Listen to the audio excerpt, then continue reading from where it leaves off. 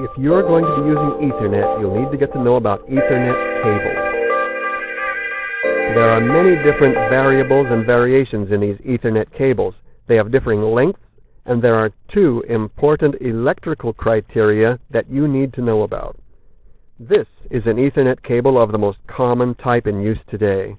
It has two identical connectors, one on each end, and the connectors look a lot like the modular telephone jacks with which all North Americans became familiar during the 1960s and 1970s as our telephones were installed.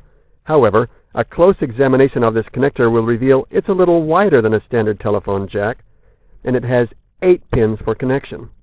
For comparison, here's a regular telephone jack which has 4 conductors.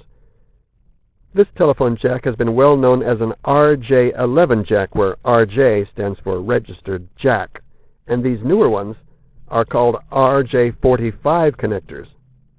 A close examination of the cable with its connectors and wire reveals some interesting details with which you should be familiar if you're going to be purchasing and using and installing Ethernet and wish it to work optimally.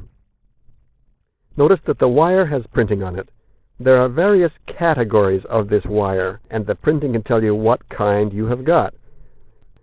If you can read this label, you can see that it says twist pair, 4P, standard, 24 gauge, 75 inches, C, EIA, TIA, T568A, Cat5E, UTP cable.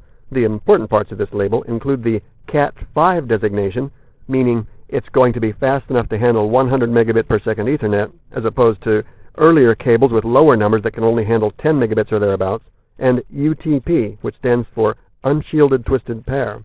If you look at the connector at the end, you'll see it's made of clear acrylic that allows you to peer inside, and if you have really good eyesight, you can see a pattern in the colors of those wires. These color codes have been standardized, and it's not necessary for you to know the arrangement of those colors, but it is useful to lay the two ends side by side and look at them closely enough so that you can determine whether they are both wired the same way.